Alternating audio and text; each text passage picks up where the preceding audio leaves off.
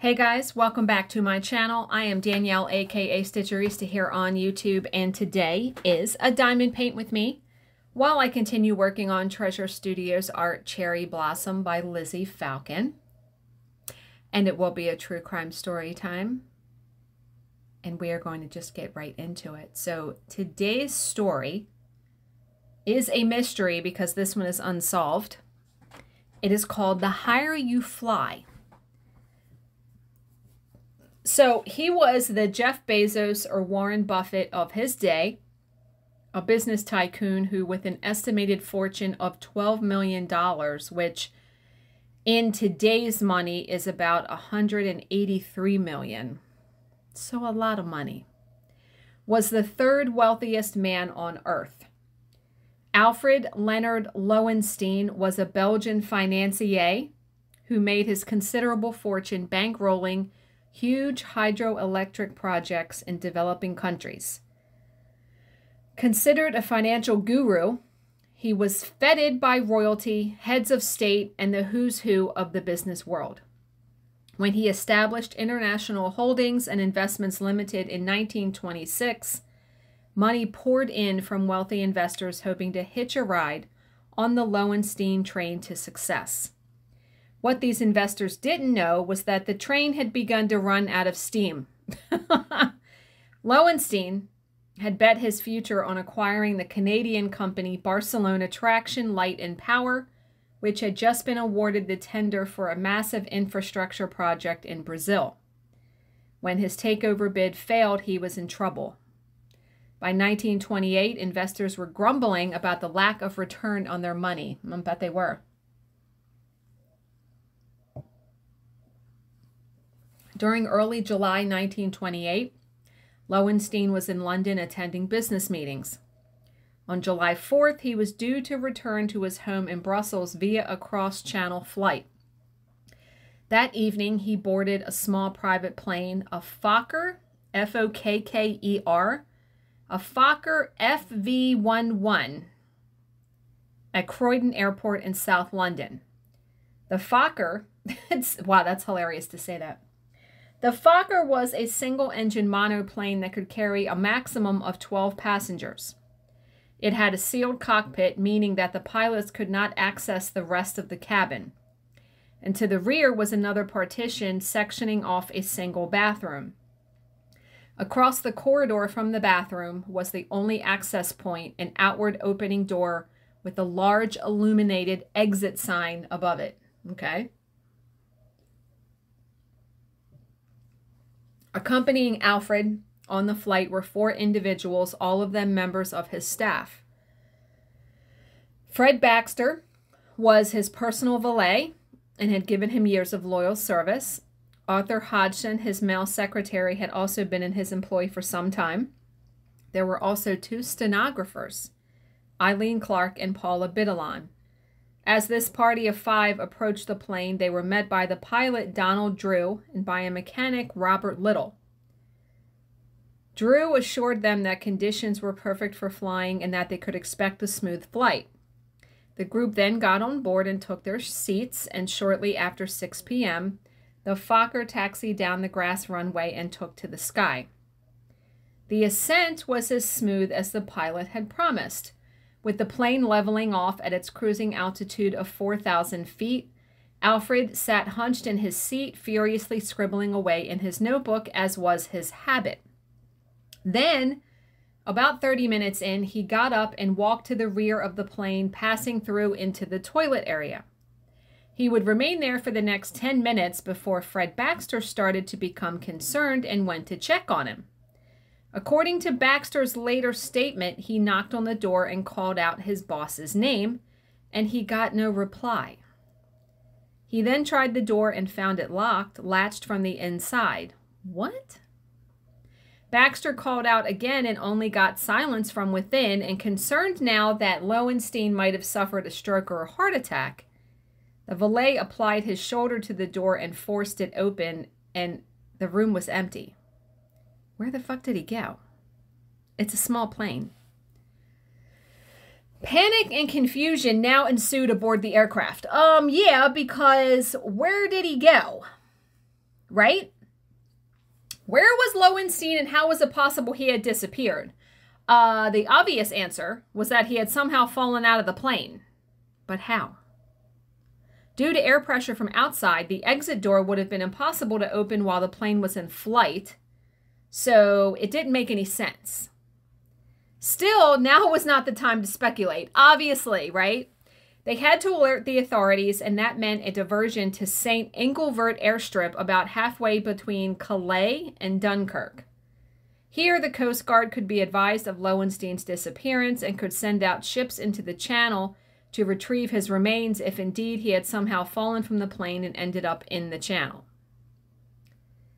But Donald Drew didn't do this. Remember, Donald Drew's the pilot. Instead, he put the Fokker down on a deserted strip of beach at St. Pol.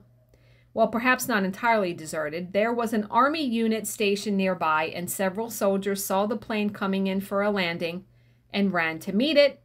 This involved a 6-minute sprint along the sand, and by the time the soldiers caught up, they were gasping for breath. They found the passengers and crew standing on the beach. So, leading the group of soldiers was an officer named Lieutenant Marcaille. Jesus, these names! He demanded to know what they were doing there, and the pilot, Donald Drew, explained that they were on a flight from London to Brussels and had run into trouble over the channel. Curiously, though, the pilot made no mention of the missing Alfred Lowenstein. Why? Why would you not say that? It was only after continued pressing by the lieutenant that the pilot eventually admitted that they had somehow managed to lose the Tycoon during the flight. So the lieutenant then sent for the police, and Inspector Bonnot arrived on the beach. The inspector also questioned the passengers, listening gravely to their accounts and nodding in all the right places. So the inspector would later say it was a most unusual and mysterious case. We have not made up our minds to any definite theory, but anything is possible. Despite the unresolved mystery, though, the inspector decided not to detain the aircraft or its occupants. The passengers were allowed to board and the plane took off, flying first to St. Engelbert and eventually returning to Croydon. In the meantime, a search was launched for Lowenstein's body. Of course, they think he's fucking dead, right? He was eventually pulled from the water by the crew of a fishing trawler on July 19th, 2 weeks from the flight. So 2 weeks later, his body was found. The corpse was severely bloated and partially decomposed, making it all but unrecognizable. He was identified by the expensive wristwatch he was wearing. An autopsy would note that there was a partial fracture of the skull and several fractured bones, consistent with a fall from a high place, and the coroner also concluded that he had been alive when he hit the water. The fuck? News of Lowenstein's demise sparked panic, selling of his company's publicly traded stock, which plummeted 50% almost overnight. Yeah. In the meantime, an investigation was underway to determine how he had died, and there were only 3 possibilities: accident, suicide, or murder. I haven't said that in a long time, have I? So, proponents of the accident theory noted that Lowenstein had become increasingly absent-minded in recent times. Often he was lost in thought, more or less oblivious to his surroundings. This hypothesis held that he had left the bathroom and then accidentally opening the exit door thinking it was the way back into the passenger cabin, and once the door had flown open, he would have been sucked out into the vortex. But isn't that door hard to open? Like, it's not like you're opening the front door of your fucking house. Like, you would have some resistance to that door. Right? Right? So, a variation on this theme was the idea that Alfred had committed suicide by jumping from the plane. Those who supported this belief suggested that his empire was on the verge of collapse and that his corrupt dealings were about to be exposed. There was even a rumor during the rounds that he had recently entered an alliance with the notorious mobster Arnold Rothstein for the establishment of a worldwide heroin smuggling operation. Holy hell. Now, with his highly leveraged investments turning sour, with his shareholders baying for blood and for their money back, he had decided to end it all rather than face ruin and humiliation. Maybe. Either of these theories might have held true, but for one inconvenient detail. It was impossible, just what I said, it was impossible to open the aircraft's exit door while it was in flight. On July 12, 1928, the British Air Ministry ran an experiment where it took Lowenstein's aircraft to an altitude of 1,000 feet and had an agent attempt to open the door. The man was younger and heavier than Lowenstein, and yet, despite throwing his full weight against the door, he could shift it no more than 6 inches before it was slammed shut by the slipstream. So, the conclusion? It would have been impossible for someone to open the door and fall out, either by accident or intention. So what the fuck happened?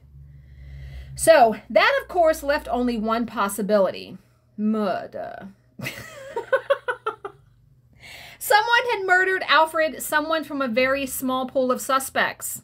There weren't that many people on that plane.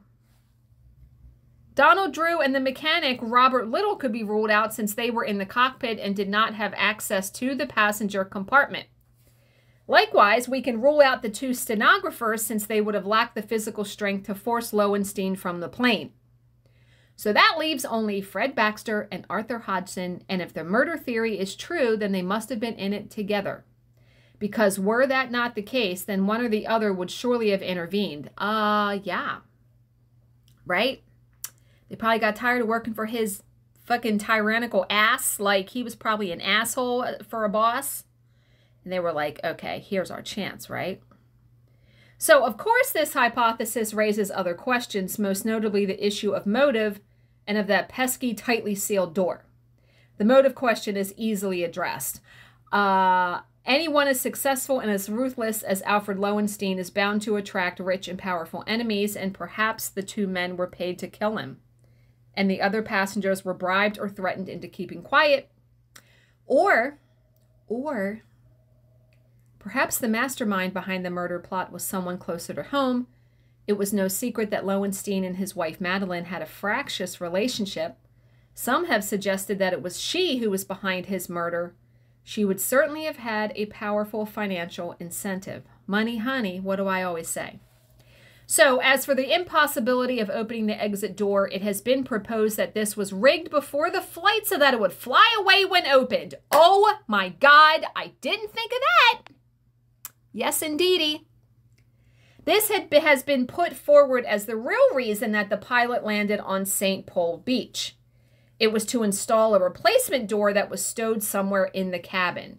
And with the soldiers fast approaching, this would have required quick work, but it was certainly possible for someone with the requisite skill set, and maybe that's why the mechanic was on board the flight. Oh my God, that's a fantastic theory. I like that one.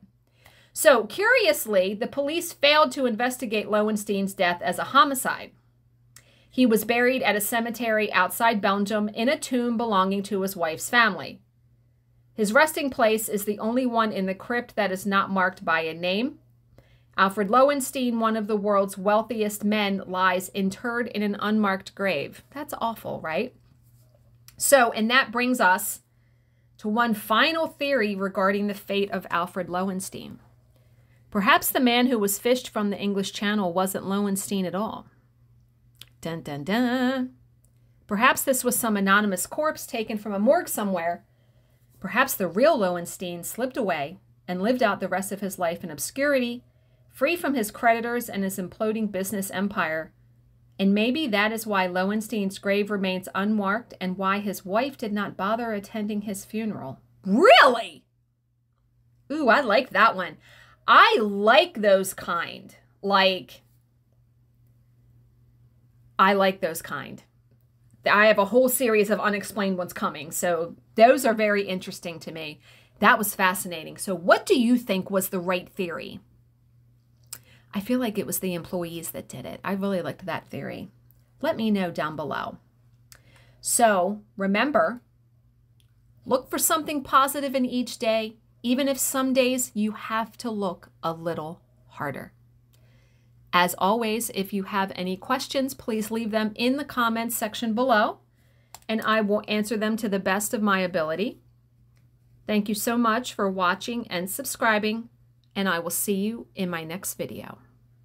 Bye, guys.